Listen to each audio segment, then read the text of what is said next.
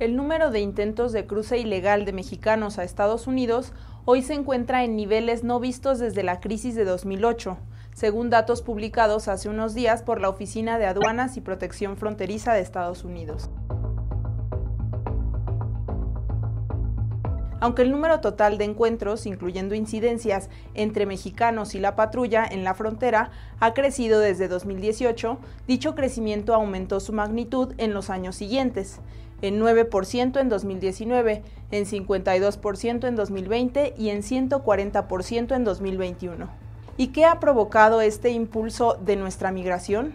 Solo en los orígenes de las sociedades resulta válida la explicación de que las desigualdades en el desarrollo material y espiritual de los países se deben a causas naturales. Desde el momento en que ese desarrollo creó cierta prosperidad, minimizó la dependencia del hombre respecto de la naturaleza, y tal explicación dejó poco a poco de ser cierta. Ahora sabemos que la persistencia y el ahondamiento de la desigualdad entre naciones ya no se explica por factores naturales, sino por razones esencialmente económicas, la propiedad privada de los medios de producción, como la base material sobre la que se construye el entramado social caracterizado por pobreza y desigualdad.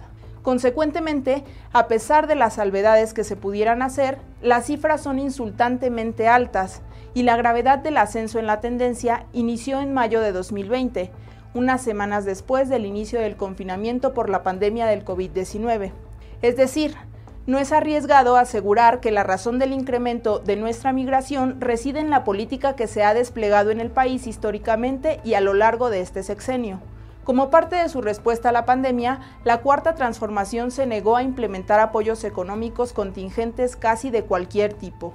Y más aún, se ha repetido una vez y otra también que a pesar de los otros datos del presidente, está demostrado que la idea de una modificación estructural en la política social durante el nuevo sexenio es un mito. Por su parte, los economistas con poder de decisión, los consejeros y secretarios de la 4T y de gobiernos anteriores, aconsejan que la medida para sacar a los pobres de su atraso es invertir recursos en programas de transferencias monetarias. Sin embargo, a pesar de su larga data, en general, esta política ha fracasado. En la década anterior a la 4T, de 2008 a 2018, aunque el porcentaje de la población en situación de pobreza pasó de 44.4 a 41.9%, el número de personas en situación de pobreza aumentó de 49.5 a 51.9 millones. Con la 4T, entre 2018 y 2020, el mismo porcentaje pasó de 41.9 a 43.9, lo que equivale a un cambio de 51.9 a 55.7 millones de mexicanos pobres. Y la causa de tal fracaso no reside en la corrupción y el lucro de intermediarios, como insiste el presidente. La razón del fracaso de las políticas sociales se debe a una concepción errónea. Se piensa que se trata de un problema de carácter individual originado por la carencia de capital humano en las personas, pues no se alcanza a ver que, como decía antes, se trata de un problema estructural.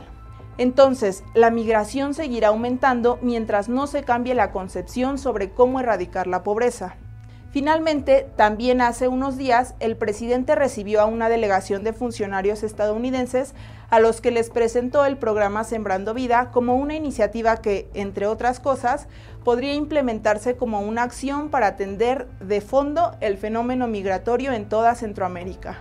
Al respecto, creo importante mencionar de paso que, por un lado, existe evidencia de que la mayoría de campesinos mexicanos, los pobres, no tienen las hectáreas requeridas para ser beneficiarios de este programa. Y por otro, que este fue un paso más en la construcción de la alianza pro-yanqui que recientemente propuso AMLO porque no domina la geopolítica contemporánea ni entiende la verdadera esencia del capitalismo en su fase imperialista.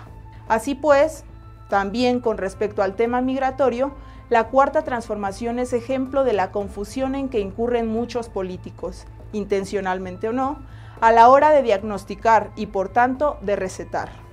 No somos iguales, dice el presidente, y sí, no son iguales simplemente porque no hay cosas idénticas, pero de ningún modo de eso se sigue que sean mejores.